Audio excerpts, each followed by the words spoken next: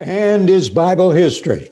And we're in the sixth period. And remember, there are 11 of these, and everything in the Bible, every book, every verse, every person, every event falls into one of those 11 periods. We are number 6, and it's the kingdom, the United Kingdom, which is not too complicated if you look at it one way. There are just 3 kings: Saul, David, Solomon. Each rules 40 years, and at 120 years, the United Kingdom is all over. So we're starting pulling this together for a bit. We talked about uh, Saul last week and a little bit about David. But 1 Samuel 9, Saul is chosen to be king. And in chapter 16, David is anointed king. Now, however, Saul is still on the scene. He's not really a good king. And David is around. And what is great becomes a disaster. Chapter 17, David takes down Goliath and is a great national hero at this time.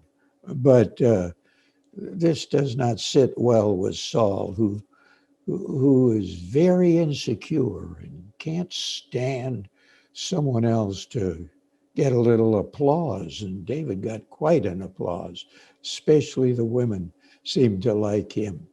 And Saul has slain his thousands, but David his 10,000s. And it just ate at the bones of Saul. So really, the balance of from the time Saul becomes king and chapter, what was it back here, 10, to the end of 1 Samuel is King Saul.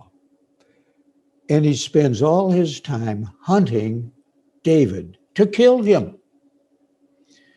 But when we come to chapter 31 of 1 Samuel, Saul is out doing battle with the Philistines, and he's wounded. And it apparently is a serious wound, a bloody one. He tries to get his armor bearer to take his life so that it won't be said the Philistines killed him. Proud again. And his armor bearer won't touch him. He can't bring himself. So Saul falls on his own sword. He commits suicide. So this somewhat shaky 40 years of King Saul, who spent most of his time trying to hunt down David and kill him, ends rather disastrously. Now, David mourns Saul's death. Whether he really did or it was just a political stunt, who knows? But he did. And of course, that's where 2 Samuel picks up. So all of 2 Samuel and into the opening chapters of 1 Kings is about David. David is a big deal in the Bible. Remember? The only person in Scripture who gets more space, more mention than David is the Lord Jesus Christ. And David is mentioned 1,089 times in the Bible, in 28 different Bible books, right on in to the New Testament even. And actually, we're looking at 2 Samuel. We can't begin to cover everything about David. It just will not work. But when we come, let's see, where are we here? Uh, to chapter 8 it is. You want to take a look at chapter 8. All during David's rule, during his kingship, he is at war. You see, Joshua did not finish taking all the land. He got enough territory to settle all the 12 tribes in, but during the time of Judges, there were other people still left and bugging the daylights out of the Jews, bothering them, stealing their cattle, stealing their crops when they had been harvested and so on. So as you read chapter 8, and it summarizes David's wars. He goes to the southwest and cleans up on the Philistines and what we call the Gaza Strip. He goes southeast to Moab, and then he goes north way up to Hazor, and it says chapter 8 covers all of this. Now, this is interesting and very important because God had promised this land to the Jews. Go back at the end of, Genesis 15. And there we find it carefully described from the river of Egypt all the way up to the Euphrates in the north and from the Mediterranean Sea off into the desert. Joshua never really took all of this, but David did. And this is the only time in the long history of the Jews that they possessed all the land that God had promised them. But it was 40 years of war during David's reign to accomplish this. And of course, they held on to this territory on into the time of King Solomon. Now, see the map up here and see that they had it all. Amazing it is. However, look at the map of Israel today. It is only a thin sliver of what was actually promised to the Jews in Genesis 15. David had it all, but then it slipped back into other hands for 3,000 years down to the present time. And the Jews have not held it. So if now they had all that was promised by God, all that was conquered by David, it would be part of Syria, maybe a little slice of Turkey, some Lebanon, the Hashemite kingdom of the Jordan, a little piece of Saudi Arabia, certainly a piece of Egypt. Oh my, and they will have it again when the descendant of David returns and conquers. They'll have all of it. Space enough. Now, in 2 Samuel chapter 7, we have kind of a key verse. Chapter 7, verse 13. He shall build a house. This is Solomon, for my name, and I will establish the throne. And this is the throne of David, and his kingdom forever. And the messianic line runs from David all the way down to Christ. And you find that in the genealogy in the first chapter of the book of Matthew in the New Testament. Now let me say, before we move on here anymore, where other Bible books fit in. We cannot begin to cover everything in the life of David. It's just too much. You read it for yourself. Read it from 1 Samuel 16 on through the end, chapter 31, and all through 2 Samuel. And then, of course, there's a double record at this time, the time of the kings, First and Second Chronicles. So you read about David in First Chronicles also. But there are many details in the life of David, and it would take a long time to cover them, but you read them. So when we come down to the end of 2 Samuel and go into 1 Kings, David is old and advanced in years, it says in chapter 1, verse 1. And he's just sort of hanging on at this time. But he hangs on long enough to affirm and indicate, though there's some politicking you read about here in chapter 1, because the throne was very desirable, especially now, since they had peace. All their enemies had been put down by the victorious battles of David. But in chapter 1, we have Solomon anointed as king.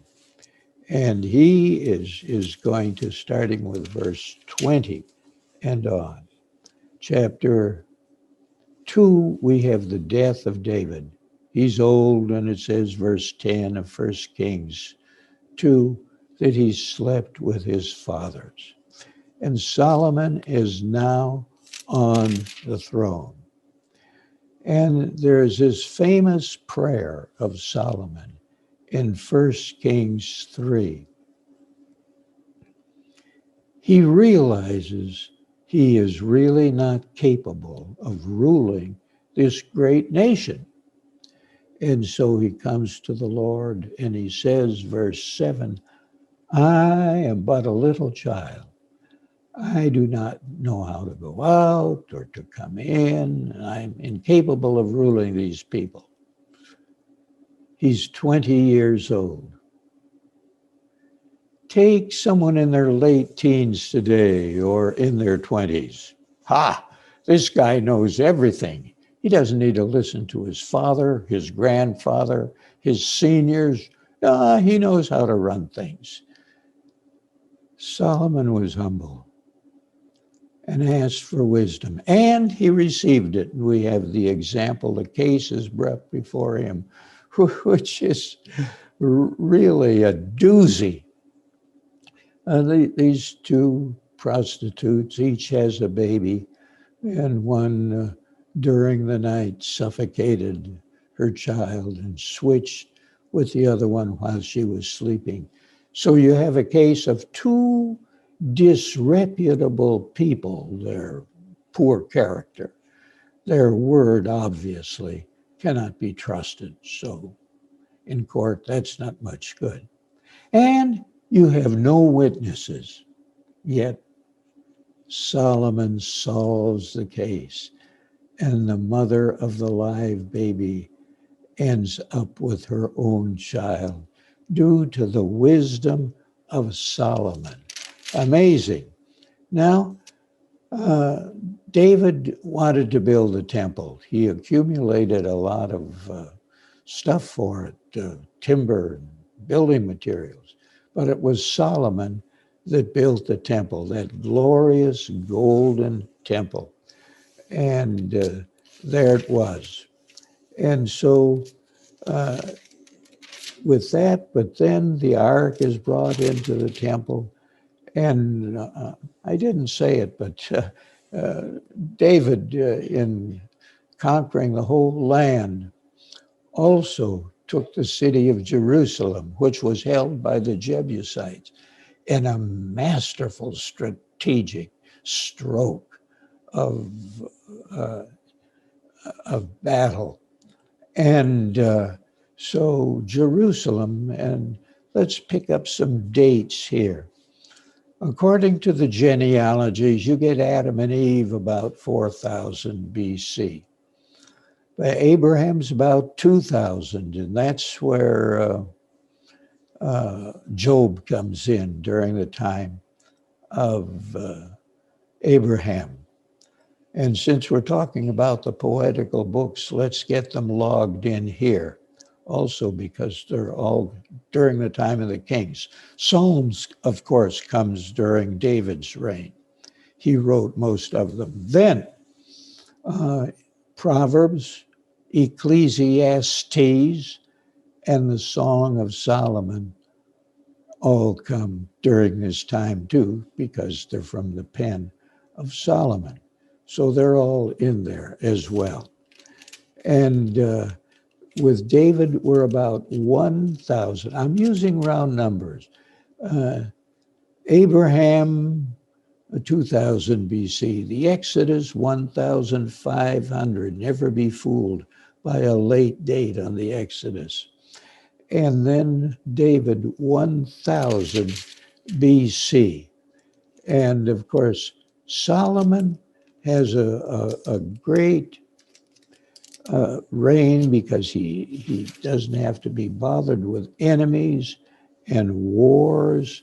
But Solomon, as we turn the pages, has quite a reign at this time. And in order to maintain the peace that David won, he did what was common even down into comparatively modern times with European potentates.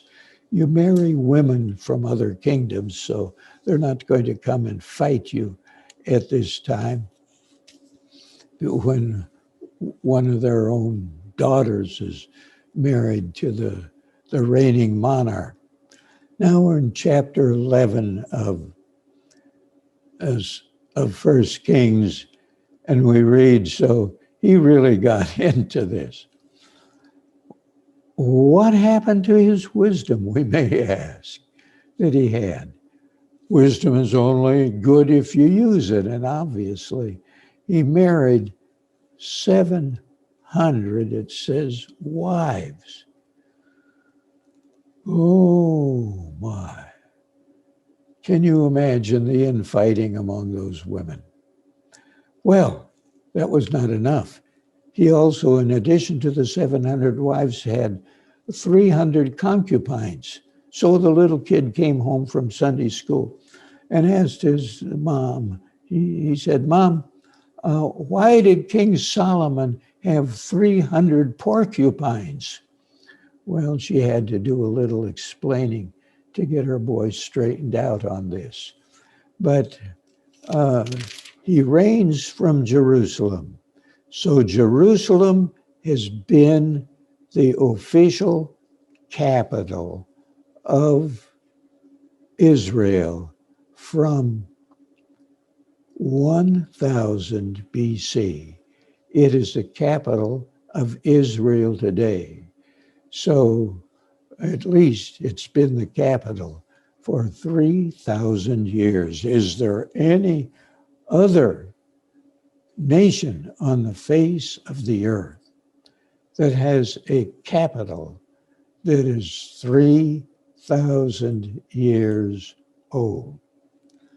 Now, so we have three kings in the period of we call it the United Kingdom, and you'll see why. Saul, David, who is really somebody, and Solomon, whom everyone knows. And so you be reading, start reading in 1 Kings 12 for our next session, 1 Kings 12, as the kingdom moves on and there is a disruption, a division, which is the roughest period in Bible history to get untangled. But we have a simple system that will work. Stay with me. You'll be glad you did.